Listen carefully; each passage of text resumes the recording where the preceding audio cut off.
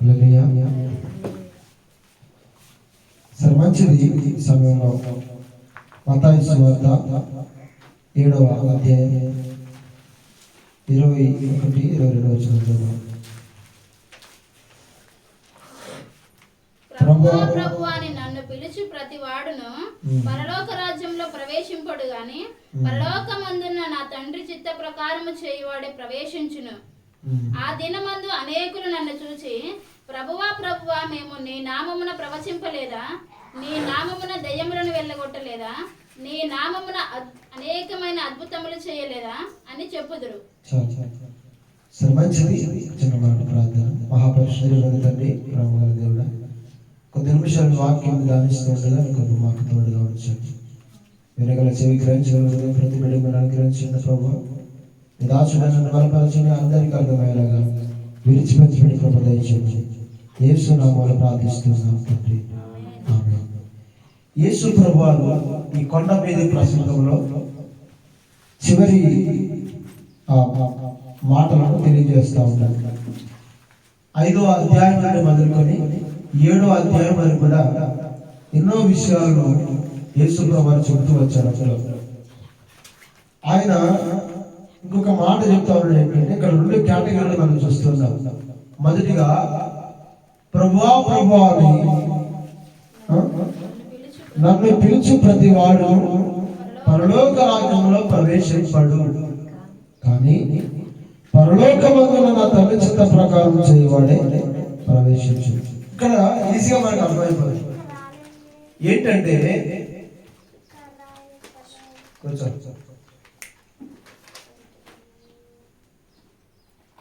ఇక్కడ 2 విషయాలు మనకు అర్థమవుతున్నాయి. ఏంటంటే, ఒకటి, ప్రభువా ప్రభువా అని పిలిచే ప్రతి ఒక్కరు కూడా పరలోక రాజ్యంలో ప్రవేశించారు. రెండవది ఏంటంటే, ఆయన అంటున్నాడు, నా తండ్రి చిత్త ప్రకారం చేయవాడే ప్రవేశించారు. ఇప్పుడు ఒక క్రైస్తవుని యొక్క గోల్ ఏంటి? ఒక క్రైస్తవుని యొక్క నిరీక్షణ ఏంటంటే, ఈ లోకంలో ప్రతి క్రైస్తవుడు కూడా ఒక నిరీక్షణ కలిగి ఉన్నాడు. ఏంటంటే, పరలోకము చేయాలనే నిరీక్షణ. అందుకేనా యేసుక్రీస్తుని అంగీకరించింది? అంతేనా? మనం యేసుక్రీస్తుని అంగీకరించింది అందుకోసం అయితే, పరలోకం కోసమే మనం యేసుక్రీస్తుని నమ్ముకున్నట్లయితే చాలా ధన్యులం. ఇక రకరకాలుగా చాలా మంది సమాజంలో ఎంతమంది ఉన్నారు. యేసు ప్రభు దగ్గరికి వెళ్తే ఏదో మేలులు జరుగుతాయి, యేసు ప్రభు దగ్గరికి వెళ్తే ఏదో ఆశ్చర్య కార్యాలు జరుగుతాయి, దేవుడు మా కుటుంబంలో అనేక రకాల మేలులు చేస్తాడు, పెళ్లిళ్ళు చేస్తాడు, ఉద్యోగాలు ఇస్తాడు, గర్వఫలాలు ఇస్తాడు, మంచి భవిష్యత్తు ఇస్తాడు అనుకునే వారు చేరుకునే వారు ఎంతోమంది ఉంటారు. కానీ ఏదేమైనప్పటికీ కూడా క్రైస్తవుడు యేసు ప్రభు దగ్గరికి వచ్చేది దేనికంటే, ఈ లోకము శాశ్వతము కాదు, ఈ లోకం ఒక నాటికి అంతా కూడా గతించిపోతుంది, కేవలం శాశ్వతమైనది దేవుడు మాత్రమే, ఆ దేవుడితో ఉండే పరలోక రాజ్యం మాత్రమే అనుకొని ఎవరైతే వస్తారో వారి జీవితంలో ఒక విషయం చేయాలి. ఏంటంట, మరి ఇప్పుడు అందరు ప్రభు ప్రభు అంటున్నారు, అవునా కదా? ఒక మాట మనమే మన హృదయంలో మన గుండెలపై చేవేసుకుంటే, నేను తండ్రి చిత్తం చేస్తున్నానా, లేకపోతే నా మాటల చేత కేవలం ప్రభా ప్రభా అంటున్నానా? ప్రభా ప్రభా అనడం అంటే అర్థం ఏంటంటే, ఒకవేళ కొంతమంది ప్రార్థన చేసుకుంటారు, దేవా నాకు ఒక మంచి ఉద్యోగం దయచేయని ప్రార్థన చేస్తుంది భారంగా. కొంతమంది ప్రభా నాకు ఒక మంచి వివాహం జరిగించని ప్రార్థన చేస్తుంటారు. కొంతమంది దేవా నాకు ఆ ఉద్యోగంలో ఉన్నత స్థాయి దయచేయడం వారిని ప్రార్థన చేస్తుంటారు. కొంతమంది బిజినెస్ లో లాభం రావాలని ప్రార్థన చేస్తుంటారు. కొంతమంది ఆ ఫారిన్ వెళ్ళాలి, వీసా రావాలని ప్రార్థన చేస్తుంటారు కదా. అందరూ రకరకాల ప్రార్థనలు చేస్తుంటారు, రకరకాలుగా ప్రభా ప్రభా అని పిలుస్తూ ఉంటారు. అయితే ఎప్పుడైనా గమనించారా, ఉద్యోగం రావడమే దేవుని చిత్తము, ఫారిన్ వెళ్ళడమే దేవుని చిత్తం, ఇల్లు కట్టుకోవడమే దేవుని చిత్తం, వివాహం జరగడమే దేవుని చిత్తం, లేకపోతే ఇంకా ఏదైనా కావచ్చు, నాకు ఇంకేదైనా కావచ్చు, అది రావడమే దేవుని చిత్తము అని, లేకపోతే ఇంకా వేరేది దేవుని చిత్తం ఏమైనా ఉందా అని ఎప్పుడైనా గమనిస్తే తెలుస్తుంది. ఏంటంటే దేవుని చిత్తం అనేది ఇంకొకటి. హల్లెలూయా. అర్థమవుతుందా? కాబట్టి బైబిల్ గ్రంథంలో దేవుని చిత్తాలు చాలా ఉన్నాయి. బైబిల్లో దేవుని చిత్తములు చాలా ఉన్నాయి. కాబట్టి ఈరోజు ఒక క్రైస్తవుడిగా మనం చేయాల్సినది, భూమి మీద ఉన్నంత కాలము నేను దేవుని చిత్తాన్ని చేస్తున్నానా లేదా ఒక్కటే అండి. ఈరోజు ఒక అమెరికా వెళ్ళాలి, లేకపోతే వేరే దేశం వెళ్ళాలంటే వీసా ఎంత ప్రాముఖ్యమైనదో, నువ్వు పరలోక రాజ్యం వెళ్ళాలంటే రక్షణతో పాటు ఈ లోకంలో దేవుని చిత్తాన్ని చేయడం ప్రాముఖ్యం. ఇప్పుడు ఈయన యేసుప్రభువు వారు ఎవరి గురించి చెప్తున్నారు ఈ మాటలు? ఉదాహరణకి ఇక ఎవరి గురించి చెప్తున్నాడు అంటే ఆయన శిష్యులతో మాట్లాడుతున్నాడు కదా కదా మంత్రి వచనం 5వ అధ్యాయంలో ఎవరి గురించి మాట్లాడుతున్నాడు? ఆయన జన సమూహములను చూచి కొండ ఎక్కి కూర్చుండగా ఆయన శిష్యులు ఆయన ఎద్దకు వచ్చిరి. అప్పుడు ఆయన నోరు తెరిచి ఇలాగ బోధింపసాగాను. ఆయన శిష్యులు ఆయన ఎద్దకు వచ్చిరంట. ఎవరి శిష్యులు? యేసు ప్రభు శిష్యులు. అనేక జన సమూహాలు ఉన్నారు, అందులో ఇంకొకళ్ళు ఉన్నారు అలా ఆయన శిష్యులు. కాబట్టి 2 వర్గాల ప్రజలు ఉంటారు, సంఘంలో ఉంటారంటారా కదా. రొట్టెల కొరకు వచ్చేవారు ఉన్నారు కదా, భోజన పదార్థాల కొరకు వచ్చేవారు ఉన్నారు, రోగములు స్వస్థపరచబడడానికి వచ్చేవాళ్ళు ఉన్నారు. యేసు ప్రభు ఎవడు వెళ్తే 5 రొట్టెలు 2 చేపలు 5,000 మంది పంచినట్టుగా ఈరోజు మనకు కష్టపడకుండా ఏం దొరుకుతుంది, ఆ పూటకు కావాల్సిన భోజనం దొరుకుతుంది పరిగెత్తుకుంటూ వచ్చిన వారు ఉన్నారు. లేదు, ఆయన విలువైన మాటలు వినాలి, పరలోక సంబంధమైన మాటలు విని పరలోక రాజ్యానికి వెళ్ళడానికి మనం ఏం చేయాలో నేర్చుకోవాలని వచ్చేవారు ఉన్నారు కదా. 2 రకాల వర్గాల వారు, 2 రకాల గుంపుల వారు ఈరోజు ఆనాడు ఉన్నాడు, ఈనాడు ఉంటారా? కాబట్టి ఈరోజు మనం ఏ వర్గానికి చెందిన వారం అనేది ప్రాముఖ్యమైనది. ఈరోజు ఎందుకు మనం దేవుని దగ్గరికి వస్తున్నాం కదా. కొంతమంది బలవంతంగా వచ్చేవారు ఉన్నారు, కొంతమంది ఇష్టపడుతూ వచ్చేవారు ఉన్నారు, రకరకాల ఆలోచనలు కలిగిన వారు ఉంటారు. హల్లెలూయా. సరే, మంచిది. ఇప్పుడు యేసు ప్రభువు వారు ఏం చెప్తున్నాడంటే తండ్రి చిత్తం చేయవాడే పరలోకమందు ప్రవేశించును అంటున్నాడు. ఇప్పుడు ఉదాహరణ మనం చూస్తే బైబిల్లో యేసు ప్రభువు ఏవేవైతే చెప్పాడో అవన్నీ చేయడం కూడా నేను అంటానంటే తండ్రి చిత్తమే. ఇప్పుడు 5వ అధ్యాయం నుండి 8వ అధ్యాయం వరకు చెప్పిన మాటలన్నీ కూడా 7వ అధ్యాయం సంపూర్తి చేసిన మాటలన్నీ కూడా ఏమంటారంటే తండ్రి చిత్తమే అంటారు. హల్లెలూయా కదా. శత్రువుల్ని ప్రేమించడం కానీ, లేకపోతే ఇంకా ఇక్కడ చూస్తే పరలోక ప్రార్థన కావచ్చు, లేకపోతే మన కన్నుల గురించి కావచ్చు, లేకపోతే మనం యేసుక్రీస్తు యొక్క నామము నిమిత్తం అవమానపరచడం కావచ్చు, అవమానాలు పొందుకోవడం, అబద్ధముగా మన మీద చెడ్డ మాటలు పలికినప్పుడు మన ధన్యులమని ఎంచుకోవడం కావచ్చు, లేకపోతే హృదయ శుద్ధి కావచ్చు, సమాధాన పరిస్థితి కావచ్చు, నీతి కొరకు ఆకలి దప్పులు గలవారు కావచ్చు. హల్లెలూయా. దేని కొరకు ఆకలి దప్పులు కలిగి ఉండాలి మనం?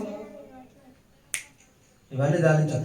నీతి కొరకు ఆకలి దప్పుల కలవారు కావచ్చు. ఇవన్నీ ఇప్పుడు మీరు 5వ అధ్యాయం నుండి 7వ అధ్యాయం వరకు ఎన్ని విషయాలకి చెప్పాడో అన్ని విషయాలు చేసేవారంతా కూడా ఆయన అంటారంటే దేవుని చిత్తం చేసేవారే. ఇప్పుడు ఇవన్నీ విషయాలు క్రైస్తవ సమాజంలో ఉన్నాయా? ఒక మాట మిమ్మల్ని అడుగుతున్నాను, మీకు తెలిసిన వారు కావచ్చు, మీరు కావచ్చు, శత్రువులను ప్రేమించే వారు వారి గురించి ప్రార్థన చేసేవారు ఉన్నారా?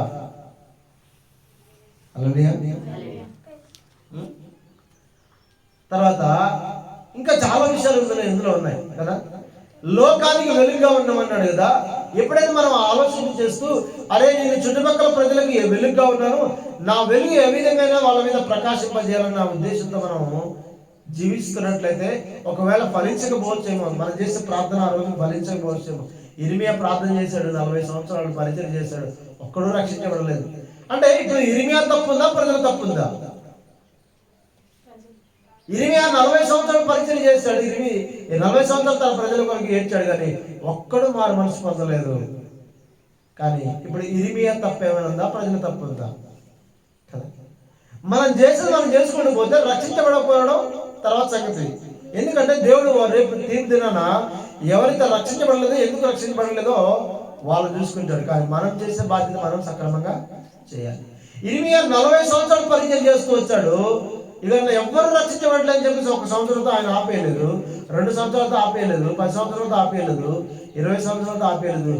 40 సంవత్సరాలు దేవుడు చెప్పింది చేశాడు ఆయన. పెద్దలు ఎక్కడ వెంట వెళ్ళమంటే వెళ్ళాడు, బోధించండి బోధించాడు. అయ్యా వాళ్ళు నన్ను కొడతారు తిడతారంటే నో, నువ్వు నేను చెప్పినట్టు చేయమన్నాడు.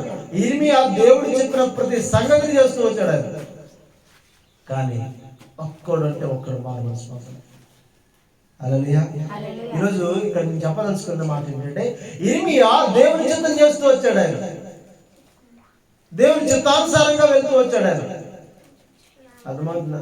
కాబట్టి ప్రియ దేవుని బిడ్డలారా, ఈరోజు మనం పాట పాడుకున్నాం కదా, లోకము చూపే ప్రేమను ఏమంటుందట? స్వార్థం అంట కదా. కానీ యేసు చూపే ప్రేమలో చితికిన బ్రతుకులను బ్రతికించే ఆయన కృప ఉంటుందట. ఈరోజు నేను అంటానంటే, లోక బంధాలు ఏమన్నా ఏం కావంట? ఆయన ప్రేమకి సాటి కావాలి. ఈరోజు మీరు అనుకోవచ్చు, కానీ ఇప్పుడు మనం నలుగురు 5 10 మంది ఉన్నాం, కానీ ఇక్కడ ఉన్న దేవుని ప్రేమ కంటే కూడా లోకములో ఉన్న ప్రేమలు, లోకములో ఉన్న బంధాలన్నీ కూడా దేవుని ప్రేమకు సాటి కావు. మీకు అనిపించవచ్చు, ఇక్కడ నలుగురే ఉన్నాం కదా, ఏం కనబడుతుంది ప్రేమ అనుకోవచ్చు, కానీ అక్కడ 100 మంది ఉన్నారు. ఇప్పుడు నాశనమైపోయే మార్గంలో ఎంతమంది ఉంటారట? అనేకులు ఉంటారట. విశాలమైన మార్గంలో అనేకులు ఉంటారు కదా. ఇరుకు మార్గంలో నేను మాట్లాడుతున్నాను. మీ ఫ్రెండ్స్ ఎంతమంది ఉంటారు? కాలేజీలో ఎంతమంది ఉంటారు? 200-300 ఉంటారు. అందరితో మీకు సంతోషం ఉంటుందా? ఉండదు. కానీ ఒక స్నేహితులతో మనం ఉన్నప్పుడు వాళ్ళ దగ్గర మనకు ఉండే బాండింగ్ కావచ్చు, లేకపోతే వాళ్ళ దగ్గర మనకు ఉండే సహవాసం కావచ్చు, దానివల్ల మనకి సాటిస్ఫాక్షన్ అనిపిస్తుంది, సంతోషం అనిపిస్తుంది. కానీ ఆ ప్రేమ లేకపోతే, ఒక వ్యక్తి పట్ల మనకి ప్రేమ లేకపోతే సమాజం అంతా కూడా మనం అనుకుంటాం ఏంటంటే వ్యర్థమే అనుకుంటాం.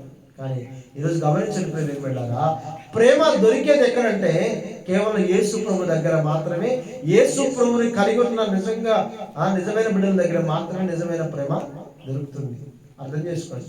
కనుక ప్రియది ఏం బిడ్డారా, నేను అంటాను ఇక్కడ ఈ లోక ప్రేమలన్నీ స్వార్థం కోరుకుంటాయి. మన కేరళలో ఎక్కడ జరిగింది కదా, ఒక డాక్టర్ని అతి కిరాతకంగా ఎంతమంది, వాళ్ళు ఎవరంట? వాళ్ళ కొలీగ్స్ కదా, వాళ్ళతో ఉన్నవారు కదా. మరి అంత ప్రేమగా అన్ని రోజులు మాట్లాడుకోలేదా? చాయ్ బిస్కెట్స్ వెళ్ళలేదా? అన్ని రకాలుగా అన్నింటికి వెళ్ళారు. అరే నమ్మించి మోసం చేశారు. కానీ ఆ ప్రేమలో ఏముంది? స్వార్థంగా ఉంటుంది. కానీ యేసు ప్రేమలో స్వార్థం ఉంటుంది. యేసు ప్రేమ త్యాగాన్ని పెడుతుంది. యేసు ప్రేమ ఏం చేస్తుంటే ప్రాణం ఇస్తుంది. ప్రాణం ఇచ్చేది కదా యేసయ్య ప్రేమ, ప్రాణం ఇచ్చేది యేసయ్య ప్రేమ. ఈరోజు గమనించినప్పుడు ఏంటంటారా, నేను అంటున్న మాట ఏంటంటే, ఈరోజు ఏ కోణంలో మనం ఉన్నాం? ప్రభు అనే కోణంలో ఉన్నామా, తండ్రి చిత్తం కోణం చేసే కోణంలో ఉన్నాం, గుంపులో ఉన్నాం? ఈ రెండే. మనం ఇంకా దీన్ని వివరించుకోవడానికి ఎక్కువ ఏముండదు. ఈరోజు దేవుని చిత్తం నేను ఏం చేస్తున్నాను, లేకపోతే ఓన్లీ నేను నా స్వప్రయోజనం కొరకు, నా అవసరాల కొరకు, నా బాగోగుల కొరకు మాత్రమే యేసు ప్రభువుని ప్రభు అంటున్నానా అనే ఈ 2 కోణాలు మనం ఆలోచన చేస్తే మీకే డిసైడ్ అయిపోద్ది. నేను పరలోక రాజ్య మార్గంలో ఉన్నానా, లేకపోతే అందరూ వెళ్ళే మార్గంలో ఉన్నాను. ఒకటి చెప్తున్నాడు యేసు ప్రభు, డైరెక్ట్ చెప్తున్నాడు. ఏం చెప్తున్నాడు? డైరెక్ట్ చెప్తున్నాడు. ప్రభువా అని పిలిచే ప్రతి ఒక్కరు, ఇప్పుడు ఈ పిలుపు ఎవరు పిలుస్తారు చెప్పండి? అన్యజనులు పిలుస్తారా, క్రైస్తవులు పిలుస్తారా? కదా. ఇప్పుడు యేసు ప్రభు చెప్తుంది ఎవరితోటి? క్రైస్తవులతోటే. క్రైస్తవులతోనే చెప్తున్నాడు ఆయన. ఇంకో మాట చెప్పాలంటే మనతోనే అనుకోండి. హల్లెలూయా. సరే మంచిది. ఇది ఇంకొక కేటగిరీ. ఫస్ట్ ఇది విశ్వాసులతో, లేకపోతే దేవుడు చెబుతున్న మాటలు కావచ్చు. పరలోకమందున నా తండ్రి చిత్త ప్రకారం చేయబడే ప్రవేశించును. ఇక్కడ దేవుడు గ్యారంటీ చేస్తున్నాడు, సర్టిఫై చేసి లేకపోతే సిగ్నేచర్ పెట్టి ఓకే అని చెప్పేసి అంటున్నాడు. దేనికి ఓకే అంటున్నాడు ఆయన? తండ్రి చిత్తం ఎవరు చేస్తారో వాళ్ళే. ఇక తండ్రి చిత్తాలు చాలా ఉన్నాయి బైబిల్లో. పొరుగు వారిని ప్రేమించడం కావచ్చు, లేకపోతే ప్రార్థన చేయడం కావచ్చు, విజ్ఞాపన చేయడం కావచ్చు, పరిచర్యలో పాలుభాగస్తులం కావచ్చు, లేకపోతే ఇంకా పరిశుద్ధులుగా బ్రతకడం కావచ్చు, లోక పాపములన్నీ కూడా వదిలేసుకొని దేవుని దగ్గరికి రావడం కావచ్చు. ఇంకా చాలా ఉన్నాయి దేవుని చిత్తాలు. సరే, దేవుని చిత్తం ధ్యానించడానికి మనకి ఇప్పుడు సమయం సరిపోదు. కానీ ఈరోజు మనం ఏ చిత్తములో ఉన్నాం? ఇంకొక మాట కింది వచ్చి చూద్దాం. ఆ దినమందు అనేకులు నన్ను చూసి. ఎవరు చూసాట? ఆ దినమందు అనేకులు నన్ను చూసి. ఇప్పుడు చెప్పాలి, యేసు ప్రభువు ఎక్కడ ఉన్నాడు? ఆయన కొండ మీద కూర్చున్నాడు. మరి ఆ దినం అంటే ఏ దినము? క్రీస్తు రాకడ దినాలుగా, తీర్పు దినం కావచ్చు. తీర్పు దినాన తీర్పు తీర్చేది ఎవరు? ఆయనే కదా. మళ్ళీ ఇప్పుడు అందరు నిలబడేది ఎవరు? నిలబడేది ఎవరి ముందు? ఆయన ముందే. హల్లెలూయా. ఇప్పుడు అక్కడ వింటున్న ప్రజలు కావచ్చు, ఇక్కడ ఈరోజు మనం వింటున్న మనం అందరం కావచ్చు, ఎవరి ముందు నిలబడబోతున్నామంటే యేసు ప్రభువారి ముందు నా ముందు అంటున్నాడు ఆయన. అంటే తను తాను ఎలా కనబరుచుకుంటాడంటే దేవుడిగా కనబరుచుకుంటాడు ఆయన, దేవుడిగా చెప్తున్నాడు ఆయన, నేను దేవుడిని అంటున్నాడు ఆయన డైరెక్ట్. కొంతమంది అంటారంటే యేసుప్రభు ఒక ప్రవక్త, యేసుప్రభు ఒక మానవుడు, ఒక ఏమంటారు కొంతమంది ఒక సంఘ సంస్కర్త అంటారు, కొంతమంది ఉంటారు సంఘ సంస్కర్తలు. ఆ విధంగా ఆయన ఒక సంఘ సంస్కర్త అంటే క్రైస్తవ సమాజానికి ఒక సంస్కర్త, ఆయన ఒక విప్లవాన్ని తెచ్చిన విప్లవకారుడు కొంతమంది అంటుంటారు కదా. కొంతమంది విప్లవకారులు ఉంటారు తెలుసా. కొంతమంది టీషర్ట్ల మీద ఒక చెగువీర బొమ్మ వేసుకుంటారు చూసారా, టీషర్ట్ల మీద లేకపోతే బ్యాండ్ల మీద వేసుకుంటారు. ఆయన ఒక విప్లవకారుడు, ఒక సమాజాన్ని ముందుకు తీసుకెళ్లే వ్యక్తి అని. మరి యేసు ప్రభు కూడా అలాంటి వాడనా? కాదా, యేసు ప్రభు అలాంటి వాడు కాదు. ఆనాడు అనుకున్నారు బరబ్బా లేకపోతే ఆ కాలంలో ఉన్న ప్రజలందరూ కూడా యేసు ప్రభు ఒక విప్లవకారుడు, అందుకోసమే ఆయన వెంబడి అనేకులు వెళ్తున్నారని చెప్పేసి యూదా ఇస్కరియోతు కూడా వచ్చాడట. ఏంటంటే యూదా ఇస్కరియోతు ఎందుకు వచ్చాడంటే తనకు కూడా ఏమైనా దొరుకుతుందేమో అని, ఆయన రాజు అయితే ఈయనకు మంత్రి అవుతారని భావనతో వచ్చాడేమో. హల్లెలూయా. కానీ ప్రీతి ఏంటంటారా, యేసు ప్రభు వారు సాక్షాత్ ఎవరంట, ఆయన దేవుడు. హల్లెలూయా. చూడండి ఆ దినమున అనేకులను చూసి ప్రభువా ప్రభువా మేము నీ నామమున ప్రవచింపలేదా ఏమంటారట. ఇప్పుడు మీ జీవితంలో ఎవరైనా ప్రవచనాలు చెప్పారనుకోండి, ఆ ప్రవచనాలు నెరవేర్చబడ్డాయి అనుకోండి, ఆ దైవజనుడి పట్ల మీ ఉద్దేశం ఎలా ఉంటుంది చెప్పాలి. ఎలా ఉంటుంది చెప్పండి. మంచి థాట్ ఉంటుంది కదా, మంచి ఆలోచన ఉంటుంది. అరే ఈయన కంటే గొప్ప దైవజనుడు లేడు, ఎందుకంటే ఈయనే మాకు ఉన్నతమైన దైవజనుడు అనుకుంటాం. ఎందుకంటే ఆయన చెప్పిన ప్రవచనాలు నెరవేర్చబడ్డాయి నా జీవితంలో. ప్రవచనం అంటే అర్థం జరగబోయే సంగతులు తెలియజేయడమే ప్రవచనం కదా. ఇప్పుడు నేను అంటాను, ఒకవేళ దేవుడి చిత్తం లేకపోతే దేవుడి ప్రవచనాలు చెప్పినప్పుడు నెరవేర్చబడ్డప్పుడు ఆ దైవజనుడు పర్ఫెక్ట్ అనుకోవచ్చా? అనుకోవచ్చా? ఈయన పరలోకం గ్యారంటీ, ఈయనతో ఉన్నవారు పరలోకం గ్యారంటీ అనుకోవచ్చా? అనుకోవచ్చా? అనుకోవడానికి లేదా? హల్లెలూయా. ఇంకొక మాట చదువుతాను, నీ నామమున దయ్యములు వెళ్ళగొట్టలేదా? 2000 దయ్యాలు వెళ్ళగొట్టినావు. ఆనాడు యేసులో చాలా దయ్యాలు వెళ్ళగొట్టాడు. ఈరోజు మేము కొన్ని వందల వేల మంది దయ్యాలు వెళ్ళగొట్టాం అనుకుంటాం. ఇప్పుడు వాళ్ళు చూసుకొని వాళ్ళు పర్ఫెక్ట్, వాళ్ళు పరలోకానికి గ్యారంటీ అనుకోవచ్చా? అనుకోవచ్చా? ఇప్పుడు మన ఇంట్లో ఒక వ్యక్తికి దయ్యాలు పెట్టినాయి, విడుదలైనప్పుడు ఆ దైవజన్ని బట్టి మనం ఏమనుకోవచ్చు, ఓకే ఈయన నిజమైన దైవజన్, ఈయన ద్వారా మనం వెళ్తే పరలోకానికి చేరుకోవచ్చు అనుకోవచ్చా? అనుకోవడానికి లేదు. ఎందుకంటే ఇక్కడ చూడండి, నీ నామమున అనేకమైన అద్భుతములు చేయలేదా చెప్తుదురు. ఎంతో మంది యేసు ప్రభు దగ్గరికి వచ్చి అయా ప్రవచనాలు చెప్పాం, దయ్యాలు వెళ్ళగొట్టాం, ఎన్నో అద్భుతాలు చేసాం, చనిపోయిన వారిని సైతం తిరిగి లేపాం. యేసు ప్రభు అన్నాడు, సో వాట్ అయితే ఎందుకు అంటున్నాడు యేసు ప్రభు వారు? మనమైతే అంటావా, అమ్మో అంత దైవజన్ గురించి అంత మాట అంటావా, అయితే ఏంటంటావా, అసలు నీకు ఇక అది లేదు ఇది లేదు చెప్పేసి చడా పడా తిట్టేస్తుంటావు. అయితే యేసు అంటున్నాడు, అయితే ఏంటి? ఇప్పుడు వీళ్ళని ఎలా క్యాల్కులేట్ చేయాలి మనం? నేను అంటాను ఏంటంటే దేవుడు అద్భుతాలు చేయలేడా? చేస్తాడా? ప్రవచనాలు చెప్పించలేడా? చెప్తేస్తాడా? అనేకమైన అద్భుతాలు దయ్యములు వెళ్ళగొట్టలేడా? తన సాకుదారు వెళ్ళగొట్టలేడా? అంటే వెళ్ళగొట్టిస్తాడా? హల్లెలూయా. గమనించండి, ఇక్కడ నేను అంటున్న మాట ఏంటంటే మీరు జాగ్రత్తగా మీరు అపార్థం చేసుకోవద్దు. ప్రవచనాలు లేవని చెప్పట్లేదు, దయ్యములు వెళ్ళిపోవని చెప్పట్లేదు, అద్భుతాలు జరగవని చెప్పట్లేదు. ఖచ్చితంగా ప్రవచనాలు నెరవేరుతాయి. దేవుడు ప్రవచనాలు మాట్లాడతాడు ఆయన. తర్వాత అద్భుతాలు జరుగుతాయి, అనేకమైన చనిపోయిన సైతం తిరిగి లేపుతాడు. తర్వాత ఆయన అనేకమైన దయ్యాలు కూడా వెళ్ళబడతాడు. హల్లెలూయా. అలాంటి సావుకులు ఆయన పరిచారకులు ఉన్నారు.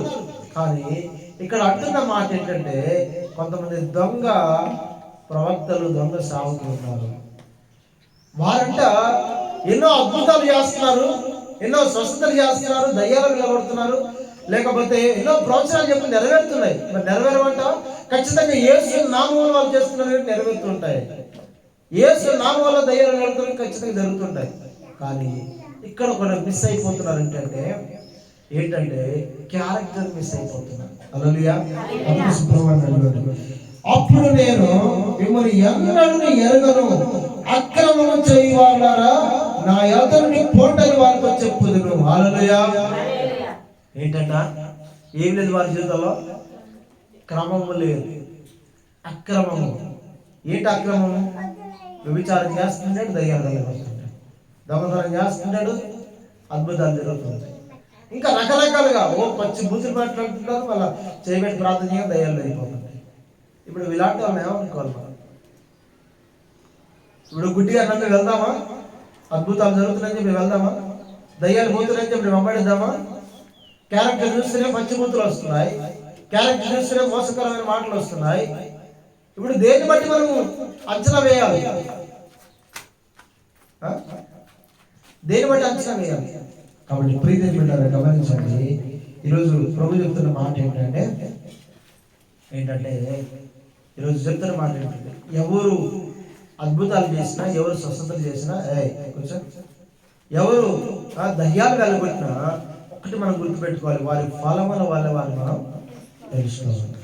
అద్భుతాలు జరిగితే ఖచ్చితంగా, స్వస్థతలు జరిగితే ఖచ్చితంగా. కానీ ప్రియదేవి బిడ్డారా, ఒక మాట గుర్తుపెట్టుకోండి. ఆ దినాన ఈరోజు సావుకులైన వారు కూడా ఎక్కడికి వెళ్తారట?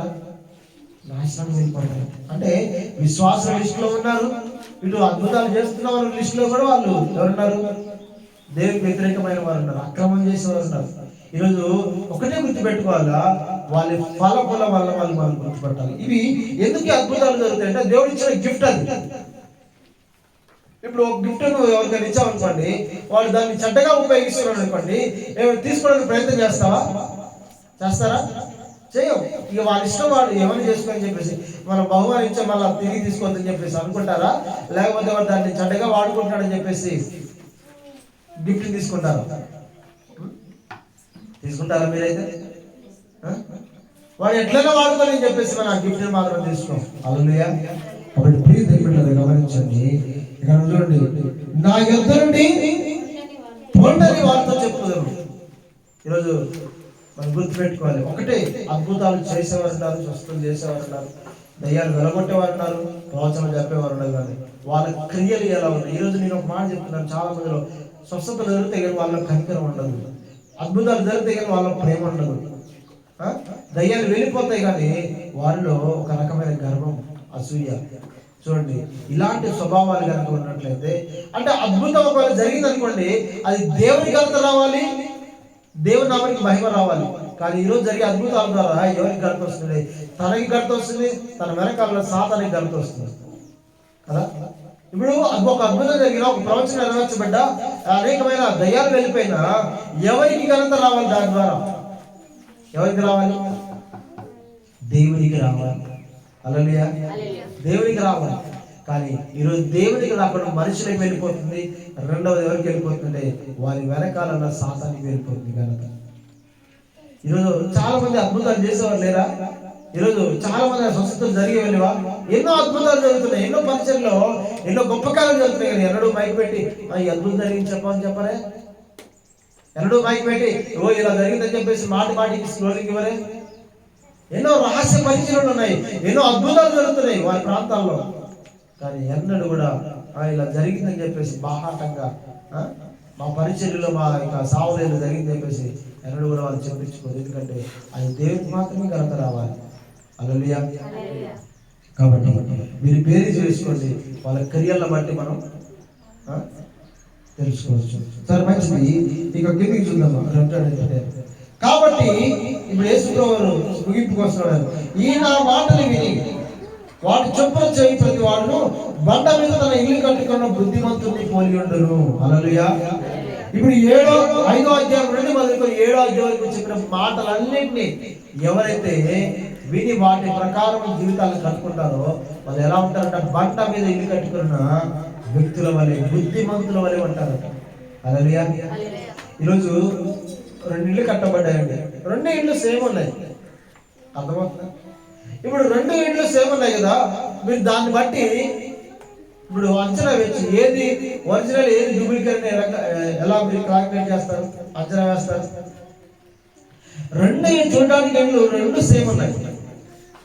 అదే డిజైన్లో కట్టబడింది, ఇది కూడా అదే డిజైన్లో కట్టబడింది. ఇదే మంచి కలర్ వేశారు, అదే సేమ్ కలర్ వేశారు, మంచి అన్ని రెండు ఇండ్లు కూడా సేమ్ లుక్ లో ఉన్నాయి. ఇప్పుడు దీన్ని బట్టి మీరు అనుకోవచ్చు, మనం అనుకోవచ్చు రెండు శ్రేష్టమైనవి అనుకోవచ్చు. ఇందులో ఒరిజినల్ ఇందులో డూప్లికేట్ కంటే తెలవాలంటే ఎప్పుడు తెలుస్తుంది చెప్పండి కదా? ఇందులో డూప్లికేట్ ఒరిజినల్ ఏదో తెలవాలంటే ఎప్పుడు తెలుస్తుంటే బయట వరదలు రావాలి, గాలి రావాలి, తుఫాను వచ్చినప్పుడు అప్పుడు అర్థమైంది. పునాది మీద కట్టబడిన ఇల్లుకి నేల మీద కట్టబడిన ఇల్లుకి తేడా తెలుస్తుంది. హల్లెలూయా. ఈరోజు మన జీవితాలు ఎలా కట్టబడుతున్నాయి? మన ఇల్లు ఈరోజు మన ఇల్లు పునాదిలో కట్టబడుతున్నాయా, నేల మీద కట్టబడుతున్నాయా? చూడండి, వాన కురిసెను, వరదలు వచ్చెను, గాలి విసిరి ఆ ఇంటి మీద కొట్టెను గాని దాని పునాది బండ మీద వేయబడెను గనుక అది పడలేదు. హల్లెలూయా. వాన దేనికి సాదృశ్యం అంటే ఒక శ్రమకి సాదృశ్యం అనుకోండి. ఈరోజు వరదలు అనుకోండి, ఇంకేనా కష్టాలకు సాదృశ్యం అనుకోండి. గాలి, ఈరోజు మనం చూస్తే గాలిని దేవుడు రప్పిస్తుంటాడు, పరీక్షకు సాదృశ్యం అనుకోండి. హల్లెలూయా. మొదటి పేతురు పత్రిక 1వ అధ్యాయం, మొదటి పేతురు పత్రిక 1వ అధ్యాయం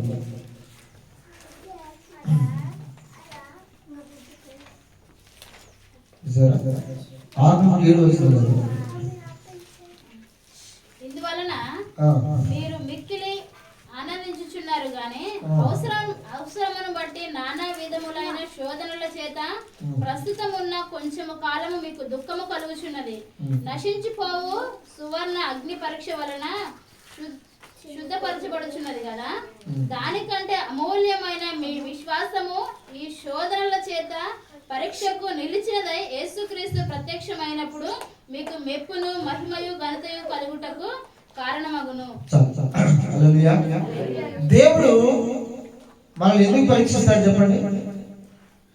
శోధనలు మనకి ఎందుకు వస్తాయి? శ్రమలు మనకి ఎందుకు వస్తాయి చెప్పాలి? శ్రమలు మనకి ఎందుకు వస్తాయి? హల్లెలూయా.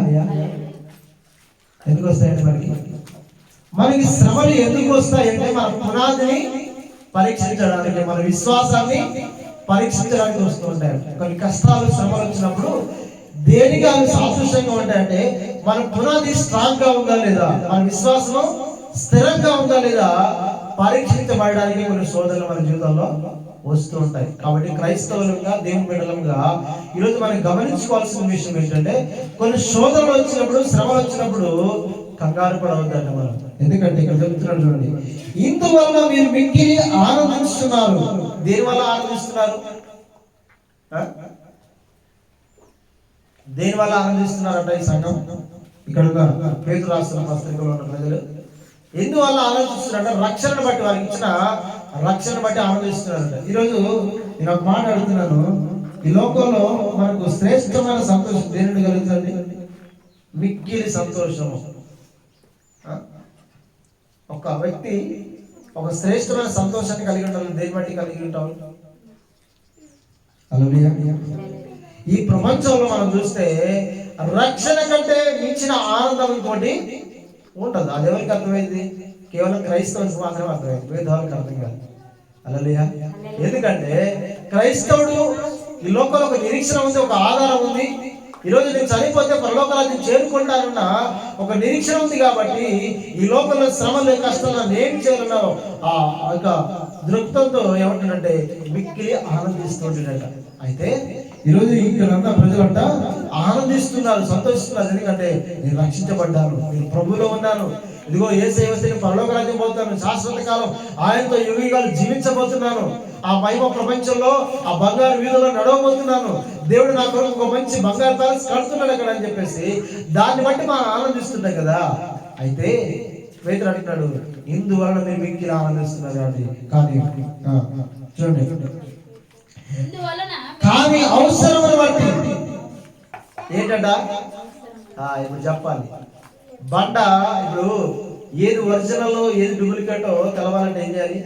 ఇప్పుడు ఇద్దరు స్టూడెంట్స్ ఉన్నారనుకోండి, వీరిద్దరిలో ఎవడు టాలెంటెడ్, ఎవడు మల్టీ టాలెంటెడ్, లేకపోతే ఎవడు జ్ఞానవంతుడు తెలుసుకోవాలంటే ఏం చేయాలి ఇప్పుడు వాళ్ళకి చెప్పండి? పరీక్ష పెట్టకుండా ఇద్దరిని ఇందులో పలానా టాలెంటెడ్ అని చెప్పేసి మనం చెప్పేయచ్చా? మంచి క్లాస్ ఫస్ట్ క్లవర్ అని చెప్పచ్చా? చెప్పలేము. ఎందుకంటే వాళ్ళకి పరీక్ష పెడితే తప్ప ఎవరు క్లవరో ఎవరు పూరో తెలియదు. హల్లెలూయా. ఆ పరీక్ష ఏంటి మరి? ఈరోజు పరలోక రాజ్యానికి హక్కుదారులు ఎవరో తెలియాలంటే ఏం చేయాలి? ముందుగానే దేవుడు పరీక్షలు పునాదుల్ని కదిలిస్తాడట. హల్లెలూయా. ఏం కదిలిస్తాడట? పునాదులు కదిలించాలంటే తుఫాను రావాలి, వరదలు రావాలి, గాలి రావాలి. ఏదైతే ఆ గాలికి తట్టుకొని, ఆ తుఫాను తట్టుకొని, ఆ వరదలు తట్టుకొని నిలబడుతుందో ఆయకే అదే మాత్రమే బండ మీద కట్టుబడిన ఇల్లు, లేకపోతే ఒక వ్యక్తి. హల్లెలూయా. కాబట్టి ఈరోజు ఒక మాట చెప్తున్నాను, మీ పిల్లలకు ఎగ్జామ్స్ అవసరమా కాదా? అవసరమా కాదు? ఎవరైనా చెప్పండి, అసలు మా పిల్లలకి ఎగ్జామ్స్ వద్దని అన్న వాళ్ళు చెప్పండి. ఉన్నారా ఈ లోకంలో ఎవరైనా?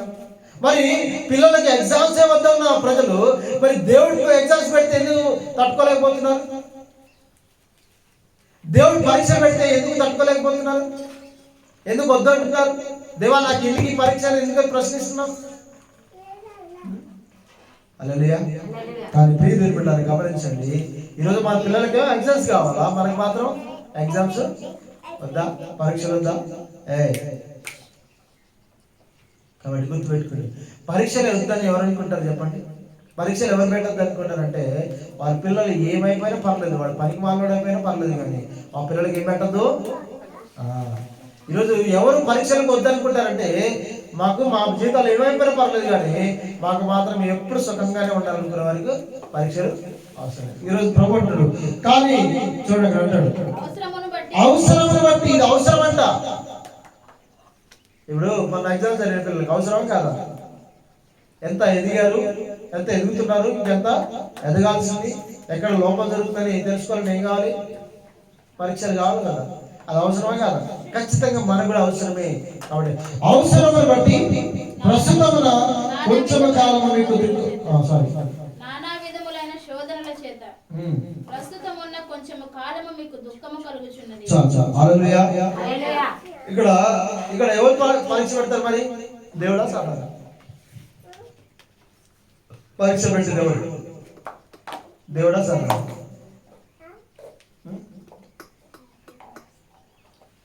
మనం అనుకుంటాం చాలా సార్లు. హల్లెలూయా. మనం అనుకుంటాం ఏంటంటే పరీక్షలు పెట్టే సాతాను మాత్రమే అనుకుంటాం. అవునా కదా? ఈ సాతాను ఇంతగా పరీక్ష పెడుతున్నాడు అనుకుంటాం. సాతాను శోధిస్తున్నాడు. సాతాను ఇక్కడ మీరు గుర్తుపెట్టుకోవాలి, 2 రకాల పరీక్షలు ఉంటాయి. దేవుడేమో నువ్వు పరిపూర్ణుడు కావాలని పరీక్ష పెడతాడు, సాతానేమో నువ్వు పతనమైపోవాలని శోధిస్తాడు. అర్థమవుతుందా? సాతాను శోధన ఏంటంటే నువ్వు ఆల్రెడీ నాశనం అయిపోవాలి. మరి దేవుడు పెట్టే పరీక్షలు అంటే నువ్వు పరిపూర్ణుడు కావాలని పెడుతున్నాడు. ఇందులో రెండింటిలో తేడా ఉందా లేదా? అందులోనేమో యేసు దాంట్లోనేమో ప్రేమ ఉంది, ఇందులోనేమో ఏముంది? క్రూరత్వం ఉంది కదా. అర్థమవుతుందా? కాబట్టి అప్పుడప్పుడు దేవుడు కూడా మనకి ఏం పెడతాడ? పరీక్షలు పెడతాడు. దేవుడు పరీక్షలు పెట్టడం ఏంటని అనుకోవద్దు, ఆశ్చర్యపోవద్దు. ఇప్పుడు కూడా దేవుడు కూడా పరీక్షలు పెడతా ఉంటాడు. హల్లెలూయా. ఇంకా చూద్దాం, ముగిస్తున్నాం త్వరగా. నశించిపోవు సువర్ణము అగ్ని పరీక్ష వలన శుద్ధపరచబడుచున్నది కదా, దానికంటే అమూల్యమైన మీ విశ్వాసము ఈ శోధనల చేత పరీక్షకు నిలిచినదై యేసుక్రీస్తు ప్రత్యక్షమైనప్పుడు మెప్పును మహిమయు ఘనతయు కలుగుటకు కారణమగును. ఈ పరీక్షలు దేనికి కారణమవుతాయట? ఒక పిల్లాడికి మంచి ర్యాంక్ వస్తే ఎవరు ప్రశంసిస్తారు? వాళ్ళ టీచర్స్, వాళ్ళ స్టూడెంట్స్, వాళ్ళ తల్లిదండ్రులు, వాళ్ళ ప్రాంత ప్రజలందరూ కూడా శబాష్ అంటారు కదా. కోరుకుంటారా? కోరుకోరా? అరే మా పిల్లాడు చూసావా ఫస్ట్ ర్యాంక్ లో స్టేట్ ఫస్ట్ ర్యాంక్ వచ్చాడని చెప్పి గొప్ప చెప్పుకున్నాం కదా. ఆ ఆధిక్యత, ఆ యొక్క పేరు ఎంత మనిషికి ఏమిస్తుంది? సంతోషాన్ని ఇస్తుంది కదా. మరి ప్రభు దగ్గర కావద్దు అలాంటిది? మరి ప్రభు దగ్గర మహిమకు ఘనతకు కారణమవుతుంది పరీక్ష. కానీ మనమేమో ఏం చేస్తామంటే ఈ పరీక్షలు నాకు వద్దే వద్దు అనుకోండి. హల్లెలూయా. కాబట్టి అంటే నశించిపోయే సువర్ణమే పరీక్షకి నిలిస్తే మరి దానికంటే అమూల్యమైన విశ్వాసము నానా విధమైన శోధన చేత ఏంటంట పరీక్షకి నిలిచినది యేసుక్రీస్తు ప్రత్యక్షమైనప్పుడు మీకు మహిమయు మీకు మెప్పును మహిమయు ఘనతయు కలుగుటకు కారణమగును. హల్లెలూయా. ఈరోజు చాలా మంది ఏం కోరుకుంటారంటే ఈ భూమి మీద మనుషుల మెప్పులే కోరుకుంటున్నాం, ఈ భూమి మీద ప్రజల మెప్పులే కోరుకుంటాం, కానీ దేవుని మెప్పును ఘనతను మనం కోరుకోవట్లేదు. హల్లెలూయా. కాబట్టి ప్రీతి బిడ్డలారా, ఈరోజు నీ యొక్క పునాది లేకపోతే నీ జీవితము బండ మీద కట్టబడిందా లేకపోతే నేల మీద కట్టబడి ఇసుక మీద కట్టబడిందా తేలిపోవాలంటే ఏం రావాలి? అనేకమైన పరీక్షలు వస్తుంటాయి, శోధనలు వస్తుంటాయి. అలాంటి సందర్భాల్లో మన జీవితాలను కట్టుకోవాలి. 26వ వచనం, మరి నా మాటలు విని వాటి చొప్పున చేయని ప్రతి వాడు ఇసుక మీద తన ఇల్లు కట్టుకుని బుద్ధిహీనుని పోలి ఉండును. వాన కురిసెను, వరదలు వచ్చెను, గాలి విసిరి ఆ ఇంటి మీద కొట్టెను, అప్పుడు అది కూలబడెను, దాని పాటు గొప్పదని చెప్పాను. ఈ నా మాటలు విని వాటి చొప్పున చేయని ప్రతి వాడు ఎలా ఉంటాడంటే చూడండి, ఇసుక మీద కట్టిన ఇల్లును పోలిన బుద్ధిహీను పోలి ఉంటాడట. ఎప్పుడైతే వాన వచ్చిందో వరదలు వచ్చాయో ఏమైపోయిందంటే చూడండి, ఇక్కడ వాన కురిసిన వరదలు వచ్చిన గాలి విసిరి ఇంటి మీద కొట్టెను, అప్పుడు అది కూలబడిన దాని పాటు గొప్పదని చెప్పాను. హల్లెలూయా. గమనించండి, రెండే విషయాలు గుర్తుపెట్టుకోండి. ఒకటి ఆయన మాటల ప్రకారం జీవించడం, రెండవది జీవించకపోవడం. జీవించడం ద్వారానేమో బండ మీద కట్టబడిన ఇల్లుగా స్ట్రాంగ్ గా మన జీవితాలు పరలోక రాజ్యాన్ని సంపాదించుకుంటాయి. ఒకళ్ళు జీవించకపోతే వరదలను కొట్టుకుపోతాయి. ఈరోజు ఒక మాట గుర్తుపెట్టుకోండి, శద్రక మేషక అబేద్నెగోలు అగ్నిగుండంలో చనిపోయారా బ్రతికారా? వారి విశ్వాసాన్ని బట్టి వారు బ్రతికారు. ఈరోజు అలాంటి స్థితి వారికి లేకపోతే ఆ అగ్నిలోనే కాలిపోతారు చాలా మంది. ఈరోజు చాలా మంది జీవితాలు కూడా అలా ఉన్నాయి. కాబట్టి ప్రియ దేవుని గమనించండి, ఈరోజు చాలా విషయాలు ఉంటాయి, కానీ మనం చెప్పడానికి సమయం సరిపోదు. కానీ ఒక మాట చూసి ముగించుకుందాం. ఎఫెసీయులకు రాసిన పత్రిక 6:16. ఎఫెసీయులకు రాసిన పత్రిక 6:16.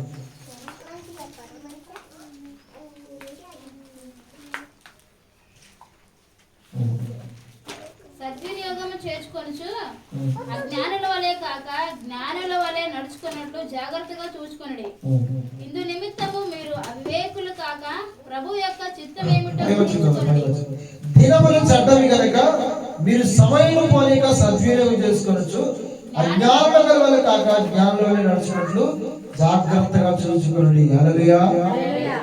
ఏంటంట ఈ దినాలన్నీ కూడా ఏ దినాలు? చెడ్డ దినాలు. ఎక్కడ చూసిన అక్రమం విస్తరిస్తున్న దినాలు, ఎక్కడ చూసిన అనేకుల ప్రేమ చల్లారిపోతున్న దినాలు. ఇప్పుడు అన్ని దినాలు కూడా దేవుడు దేవుడితో పోలుస్తున్నాడు, చెడ్డ దినాలుగా పోలుస్తున్నాడు. ఎవరి మధ్యలో ప్రేమ ఉండట్లేదు, ఎవరి మధ్య ఆప్యాయతలు ఉండట్లేదు. ఈ లోకంలో చూస్తే స్వార్థపూరితమైన ప్రేమలు, పాపం పెరిగిపోతున్న దినాలు మనం ఉన్నాం కనుక మనం కూడా ఎలా ఉండాలంట? సమయమును పోనీయక ఏం చేయాలంట? సద్వినియోగం చేసుకోవచ్చు. ఎందుకు చేసుకోవాలి సద్వినియోగం? దేవుని చిత్తం చేయడానికి. హల్లెలూయా. అజ్ఞానుల వలె కాక, అజ్ఞానులు ఏం చేస్తారంటే సమయాన్ని పోగొట్టుకుంటారు. ఈ దినాల్లో ఆలోచించరు, నేను ఎందుకు బ్రతుకుతున్నానా? చాలా మంది తెలుసా నేను ఎందుకు ఈ లోకానికి వచ్చాను, ఎందుకు బ్రతుకుతున్నాను, ఎక్కడికి పోతున్నాడు? ఒక మానవుడు ఎప్పుడైనా ఆలోచిస్తున్నాడా? ఈరోజు ఎవ్వరు ఆలోచించారు. నేను ఎందుకు వచ్చాను, ఎందుకు బ్రతుకుతున్నాను, నేను ఎక్కడికి వెళ్తున్నానని ఏ మనిషి ఆలోచించాడు. హల్లెలూయా. చూడగలరు, జాగ్రత్తగా చూసుకోండి. ఇందు నిమిత్తం మీరు అవివేకులు కాక ప్రభు యొక్క చిత్తమేంటో గ్రహించుకున్నట్టుకు మరి మద్యముతో మందులై ఉండకుడి, దానిలో దుర్వ్యాపారము కలదు, అయితే ఆత్మ పూర్ణులై ఉండుడి. హల్లెలూయా. ఈ దినాల్లో మనం ఎలా ఉండాలండి? దేవుని చిత్తమేంటో గ్రహించుకోవాలంటే ఆత్మపూర్ణులుగా ఉండాలంట. ఈరోజు మనం చేసిన దేవుని చిత్తమా కాదో తెలవాలంటే ఆత్మపూర్ణులై ఉండాలి. అంటే దేవుని పరిశుద్ధాత్మ మనలో ఉంటే తప్ప మనల్ని దేవుని చిత్తంలో నడిపించలేడు. పరిశుద్ధాత్మ లేకపోతే నీ ఇష్టం వచ్చిన బ్రతుకుగా నీ ఇష్టం వచ్చిన వెళ్ళిపోతుంది. ఈరోజు చాలా మంది చూస్తే, ఈరోజు చాలా మంది పెద్ద చర్చలకు ఎందుకు వెళ్తుంటారు తెలుసా మీకు? అక్కడ వెళ్ళిన ఎవడు మందలించుంటున్నాడు, మనం ఏం చేసినా నడుస్తుంది, ఎటు వెళ్ళినా నడుస్తుంది కదా. మంచిగా హాయిగా మంచి పట్టు వస్త్రాలు కట్టుకుని రావచ్చు, మంచిగా పక్కన కూర్చొని 10 రూపాయలు 100 రూపాయలు కానికేసి రావచ్చు. అక్కడ మనం సరి చేసుకోవడాలు ఉండవు, అక్కడ మనం పశ్చాత్తాపడాలు ఉండవు, ఏమైనా ముందాగిపోతాం. ఒక ఆమె, నేను ఇంత ఎనిమిది చూశాను, ఆమె ఏం చేస్తుందంటే, ఇప్పుడు ఇద్దరు అమ్మకాలలో ఆటో ఎక్కుతుంది. ఆటో ఎక్కేటప్పుడు ఏం చేస్తుందంటే 10 రూపాయలు ఇస్తుంది. కృష్ణరాజు దగ్గర కదా 10 రూపాయలు ఇస్తుంది. ఒక ఆమెకు ఆటో ఎక్కుతుంది. ఆమె ఎక్కడ దిగుతుంటే ఇక్కడ ఈ తులసి పాట దగ్గర దిగుతుంది. ఆమె షాప్ 20 రూపాయలు ఇస్తుంది. ఆమె ఎందుకు 10 రూపాయలు ఇస్తుందంటే బస్ ఛార్జ్ ఇస్తుంది. నేను అంటున్నాను, బస్ ఛార్జ్ ఇస్తుంది. ఇప్పుడు ఆమె చూసారా ఈమె చచ్చిపోతుందా? ఆమె స్థితి చూస్తే అలా ఉంది. మన ఆమె ఇక్కడ అర్బన్ హాస్పిటల్ ఉంది కదా, ఆ హాస్పిటల్ పనిచేస్తాం. డాక్టర్ల కంపెనీ మరి ఏం పని చేస్తే తెలియదు, ఏంటమ్మా ఇంకేంటో కానీ తెలియదు. కానీ ఆ 10 రూపాయలు ఇస్తున్నది. ఎవడు చూడు ఆ ప్రాంతానికి వెళ్తే ఆ కనబడితే ఆ అయితే ఎక్కించుకోడు ఇక. నేను కూడా చాలాసార్లు 2 సార్లు కనబడింది. ఆ మందలిద్దాం అంటే వదిలేసి వచ్చేసాను. ఎందుకో 10 రూపాయలు ఇస్తాను. ఆమె చచ్చిపోతుంది. ఇప్పుడు కనబడదు. అరే నేను చూసి ఆశ్చర్యం, ఏం చచ్చిపోతుందా? అరే బ్రతికే మారలేదు, ఇంక చచ్చిపోయిన సూత్రాలు ఉన్నాయని అనిపిస్తుంది. అర్థమవుతుంది. గమనించినప్పుడు మళ్ళీ ఈరోజు సోప్ టప్పుల కోసం మనం ఈరోజు చర్చలకు వెళ్తున్నాం. చాలా ఏదో దేవుడు, మాకు ఒక దేవుడు ఉండాలి, మాకు ఒక దేవుడు కావాలి, మమ్మల్ని దీవించడానికి, మాకు మేలు చేయడానికి, మమ్మల్ని దీవించడానికి, మా పిల్లల్ని ఆశ్రయించి ఒక దేవుడు కావాలనే ఉద్దేశంతో వెళ్తున్నారు తప్ప నిజంగా పరలోక రాజ్యం పోవాలనే ఉద్దేశంతో ఎవరు చర్చకెళ్ళట్లేదు. ఈరోజు అందరూ అనట్లే, కొంతమంది అసలు జరుగుతుంది. అర్థమవుతుంది. కాబట్టి ప్రీతి బిడ్డరా, ఈరోజు మనం అంట దేని ద్వారా, ఎవరి మాటలు బట్టి మనం జీవించాలి. ఈ నా మాటల ప్రకారం జీవించేవాడు బండ మీద తన ఇల్లు కట్టుకున్న బుద్ధిమంతుని పోలి ఉండడం. ఒకవేళ బండ మీద కట్టుకోకపోతే బుద్ధిహీనులాగా ఉంటారు. వరదలు వచ్చేసి వానలు వచ్చేసి ఏమైపోతాయి, ఖచ్చితంగా ఒక దినాన్ని కూలిపోతుంది. అంటే ఆత్మీయ జీవితం నాశనం అయిపోతుంది, నరకానికి వెళ్ళిపోతుంది. కాబట్టి ప్రీతి బిడ్డరా, ఈరోజు మనం 3 విషయాలు నేర్చుకున్నాం. ఒకటి ప్రభు అంటున్నామా, తను చిత్తం చేయకుండా డేంజరే. రెండోది, కొంతమంది సావుకులు అనేక అద్భుతాలు చేస్తున్నారని, స్వస్థతలు చేస్తున్నారని, లేకపోతే ప్రవచనాలు చెప్పి వాళ్ళు నెరవేర్తున్నారని చెప్పేసి వాళ్ళు వెంబడిద్దామా? వాళ్ళ క్రియల వల్ల వాళ్ళని వాళ్ళు తెలుసుకోవాలి. వాళ్ళ ఫలం వల్ల వాళ్ళని గుర్తుపట్టాలి, వీళ్ళు మంచి సావుకులా కాదా. ఒక ఫలం లేదనుకోండి, అనేక అద్భుతాలు జరుగుతుంది అనుకోండి, అక్కడ అహంకారము, గర్వము, లేకపోతే కనికరం లేకుండా ఉన్నాయనుకోండి, అక్కడి నుంచి బయటకు వచ్చేసేయాలి. మూడవదిగా మనం బండ మీద కట్టబడి ఇళ్ళలాగా ఉండాలి. ఒకటే బండ మీద కట్టాలి. ఈ నా మాటలు ఉంటే 5వ అధ్యాయం నుండి మొదలుకొని 7వ అధ్యాయానికి ఏమేమి చెప్పండి, మీరు ఇంటికి వెళ్తారు, పరిశోధన చేయండి. మనం ఏం చేయాలి, అనేక విషయాలు రాయబడి అవన్నీ కనుక మీరు చేస్తే ఖచ్చితంగా దేవుడు చిత్తం చేసిన వారు అవుతారు. ఈ మాటలు దేవుడు దీవించిన కాక మనం తలలోంచుగా ప్రార్థన చేద్దాం. స్తోత్రం, హల్లెలూయా, హల్లెలూయా, హల్లెలూయా. స్తోత్రం, స్తోత్రం, స్తోత్రం, స్తోత్రం, స్తోత్రం, స్తోత్రం, స్తోత్రం, స్తోత్రం.